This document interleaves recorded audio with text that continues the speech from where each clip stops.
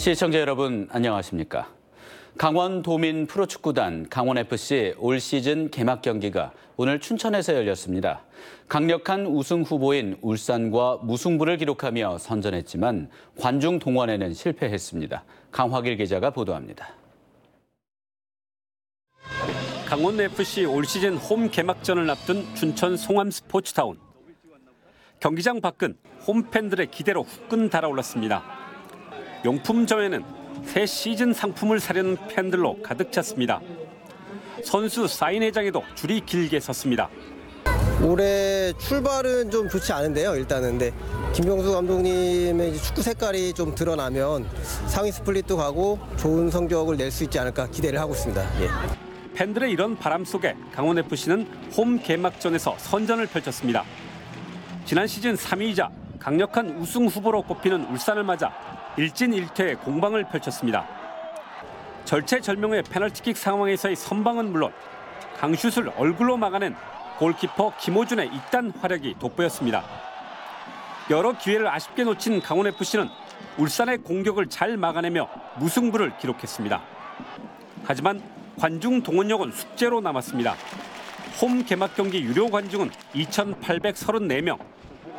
지난 시즌에 4,500명에 크게 모자랍니다. 더욱이 춘천의 절반도 되지 않는 인구 10만의 상주시가 5,300명을 기록한 것과 비교해도 창피한 수준입니다.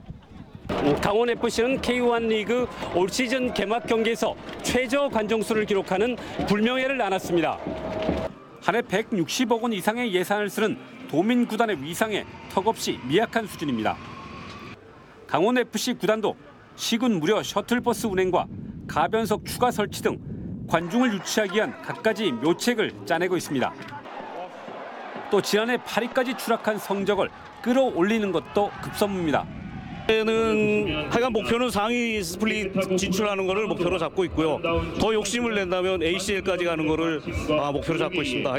더욱이 지난해 대표의 비리로 추락한 구단 이미지를 회복하는 것 등 강원FC가 풀어야 할 숙제가 산적해 있습니다. MBC 뉴스 강화길입니다. 도내 각급 학교들이 수십 년 전 만든 교훈이나 교가를 새로 바꾸고 있습니다. 학교 구성원들의 열띤 논의를 거쳐 양성평등과 시대에 맞는 내용으로 고치고 있습니다. 김인성 기자입니다. 학생과 교사, 동문들이 모여 교훈과 교가를 바꾸기 위한 회의를 진행하고 있습니다.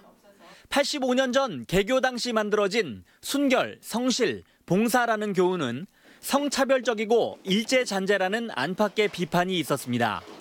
그동안 새 교훈 후보를 공모하고 투표까지 한 끝에 추린 최종 후보 3개 가운데 새 교훈을 결정할 방침입니다.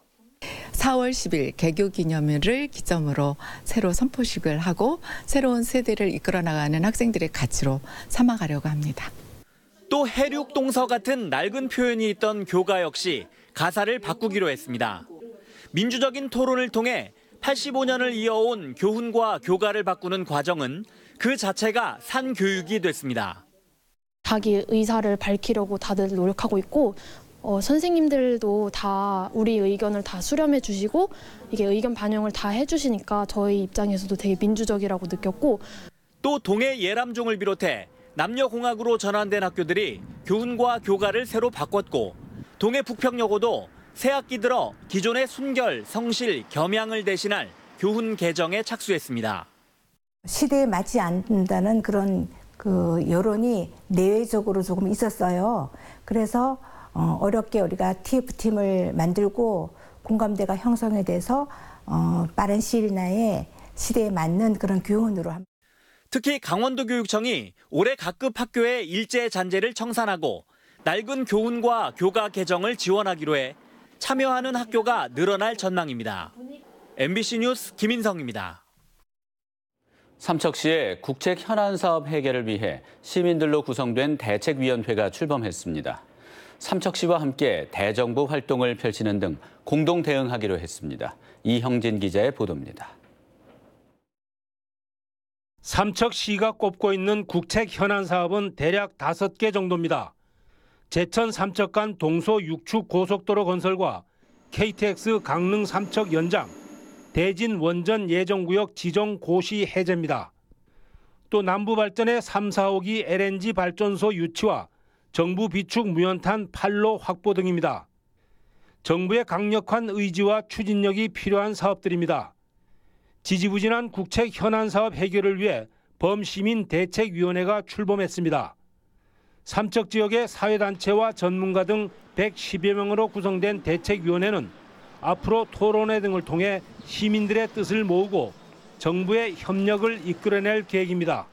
유능한 전문가를 모시고 토론회를 한다든가 아니면 또 저희들이 공청회를 한다든가 이래가지고 모든 뜻을 우리 시민들이 한 군데를 모아가지고 산자부라든가 국토부라든가 기재부라든가 아니면 국회라든가 이런 데를 방문해가지고 삼척시도 관련 조례까지 만들어 필요한 경비와 자료를 제공하는 등 시민들의 노력을 지원할 방침입니다. 민간단체에 대한 행정 지원은 물론 또 필요하다면은 최소한의 경비 정도 아니면은 포럼이나 또 공청회 이런 것을 할 수 있도록 적극적으로 지원을 해서 대규모 국책사업 추진을 위해 순수 민간단체가 출범함으로써 어떤 성과를 이뤄낼지 기대됩니다. MBC 뉴스 이영진입니다. 강원도 선거관리위원회는 오는 13일 제2회 전국 동시조합장 선거일이 다가오면서 위법 행위가 증가하자 막판 단속을 강화하고 있습니다. 이번 조합장 선거에서 위법 행위로 조치한 건수는 고발 7건, 경고 33건 등 40건으로 4년 전보다 14.2% 증가했습니다. 도 선관위는 광역조사팀과 공정선거지원단 등 단속 인력을 총동원해 선거 막바지 단속 활동을 강화할 것을 시군 선관위에 지시했습니다. 강원도와 더불어민주당이 내일 강원도청에서 내년도 국비 확보를 위해 예산정책 협의회를 갖습니다. 이번 협의회는 최문순 지사와 이해찬 대표, 송기현, 심기준 의원과 민주당 소속 11명의 시장 군수가 참석합니다. 강원도는 이모빌리티 클러스터 조성, 삼척 액체수소 도시, 수열 에너지 클러스터 등 혁신성장 3대 신산업과 제천 영월 고속도로 건설, 춘천 속초 동서 고속화철도와 횡성 상수원 보호구역 공장 입지 제한 완화 등 지역 현안 해결을 건의할 예정입니다. 2020년 국제청소년 동계대회 유치에 나선 평창군에 대한 현장 실사가 진행됐습니다. 토르스텐 라쉬 위원장을 비롯한 국제청소년대회 실사단은 지난 8일 평창을 찾아 대관령 알펜시아와 용평 리조트를 중심으로 경기장과 숙박시설 등을 점검하고 인근 하늘목장과 오대산 월정사를 둘러보며 개최 적합 여부를 조사했습니다.